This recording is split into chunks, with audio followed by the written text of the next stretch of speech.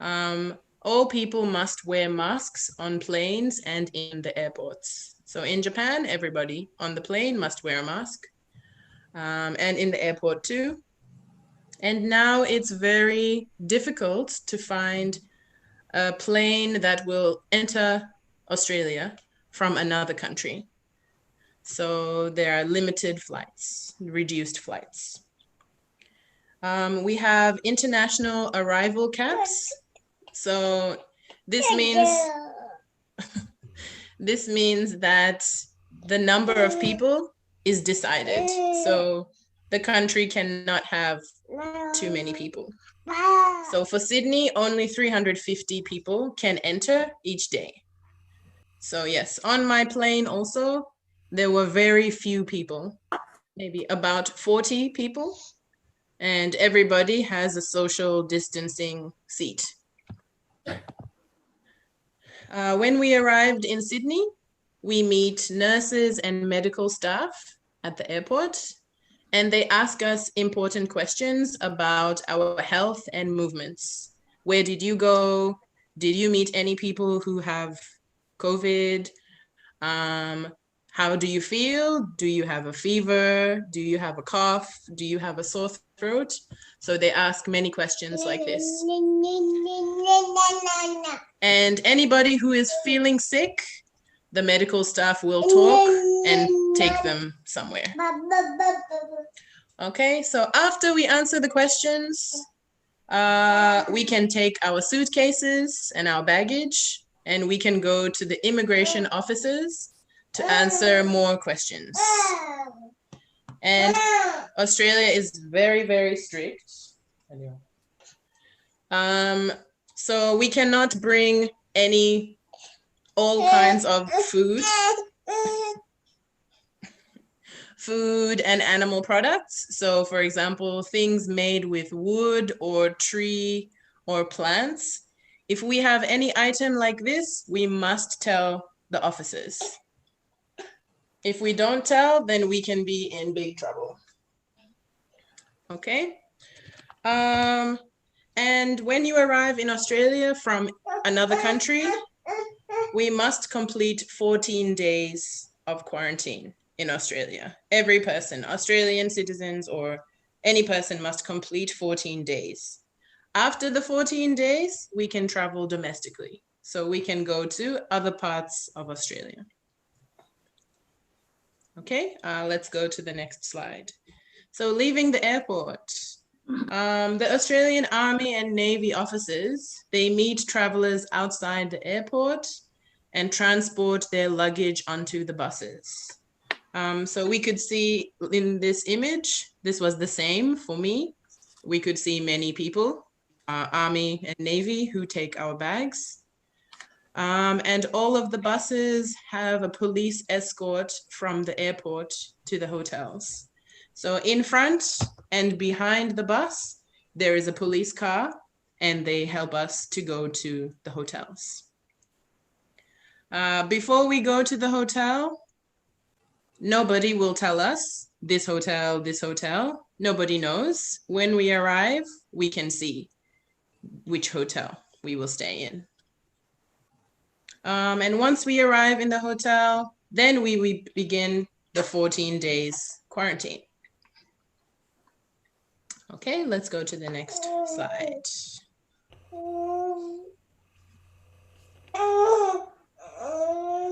Arriving at the government designated accommodation. So the government will choose which hotel we can stay in. And when we arrive, we must check in and show ID. So I had to show my passport and confirm any dietary requirements. So if you have any allergy, for example, you can't eat peanuts or shrimp or something, you have to tell the hotel staff, because they will arrange all of the food that we will eat. After we check in, we talk with the police and tell them our information, our address, where did we go, what is our phone number, email address, this kind of information. And finally, they will take our bags into the rooms.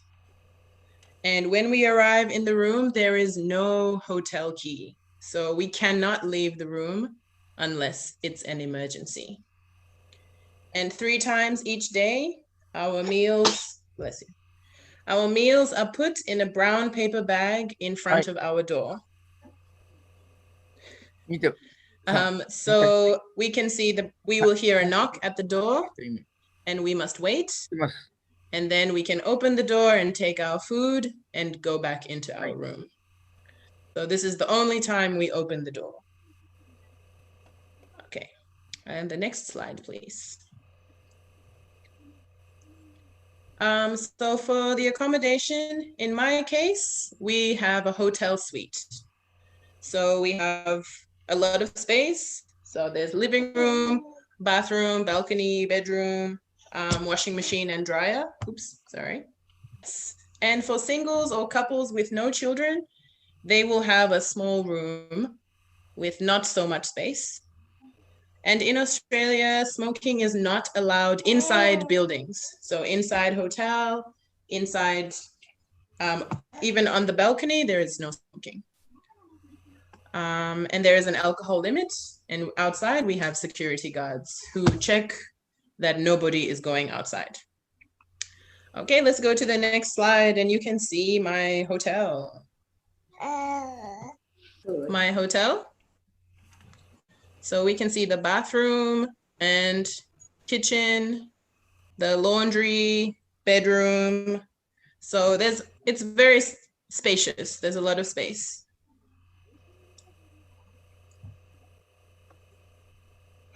And we can cook if we want to in the kitchen.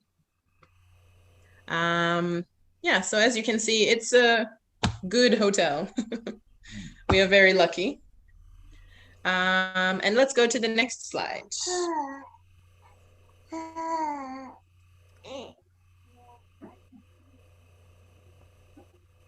So here we can see the number of cases in my state. So in Sydney is in New South Wales.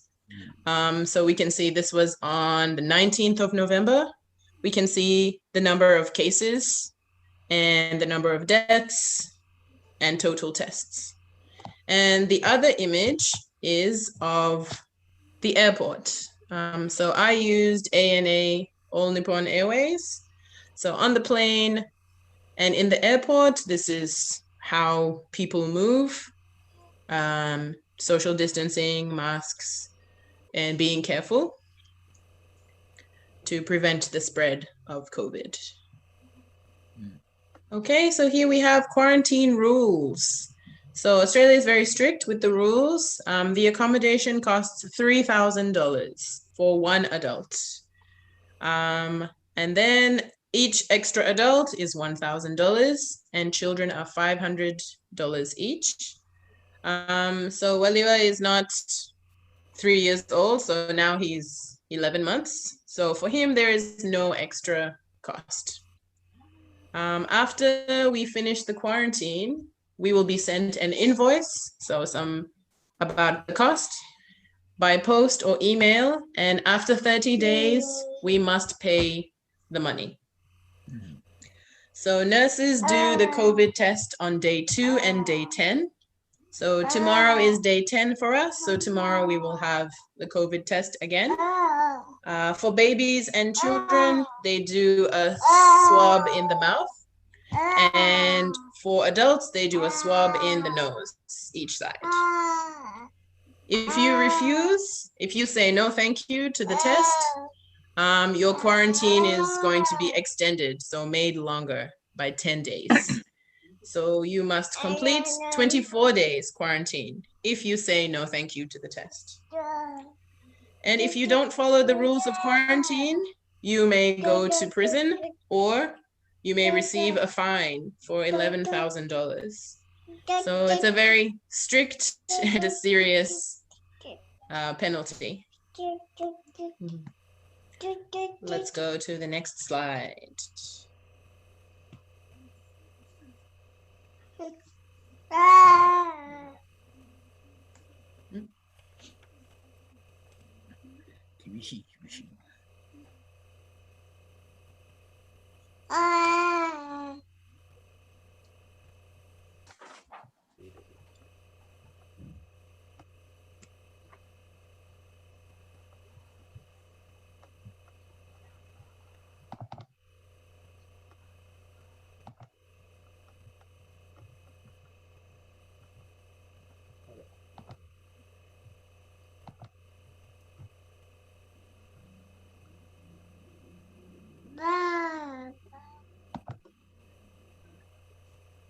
Can you hear me? Yes. Yes. Yes. Oh, yes. Okay, sorry. There's a bit of a delay with my Wi-Fi, sorry. But so next is my typical day in quarantine. So the normal days for us, waking up, feeding the baby, do some exercise, drink some water. After that, I eat breakfast and call my family. So my sister or my father or other family members. Next, we play and read. And sometimes I do laundry and clean. And then he will have a nap and I can relax. And every day, once a day, the nurses will call us on the phone and ask, how is your condition? How do you feel? Any fever, any change? So we must tell all of this information to the nurses. And also if we have any problem, for example, if we feel sad or we want to talk to somebody, we can talk with the nurses. Yes, so as you can see, each day feels very slow, but we can enjoy Wi-Fi, television, and we can sit in the balcony outside. So it's not so terrible. Yes. Okay, let's go to the next slide.